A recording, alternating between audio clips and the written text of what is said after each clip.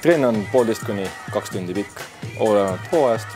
Kevadel alustame lühemalt, sügisel läheb pimedaks, jälle lühemalt. Saame kokku, naudime seltskonda, trenni, õpime tehnikat. Alustuseks soojendus, siis harjutame mingeid tehnilisi asju. Lõpus sõidame natuke niisama peale, niimoodi käib. Iga tund uus teema, alustades liivases sõitmises, lõpetades juurikate ja treppidega. Osa võivad võtta täiesti kõik, et meil on 2 treenerit. Tänu sellele saame jagada pundi 2 vastavalt tasemele. Üks treener tegeleb kiirematega, teine aeglasematega. Kõik on oodatud, naised, mehed, vanemad, nooremad, absoluutselt kõik. Kui esimest korda tulem, siis kindlasti proovime ta panna rahulikamasse punti, et vaadata, kuidas ta hakkama saab.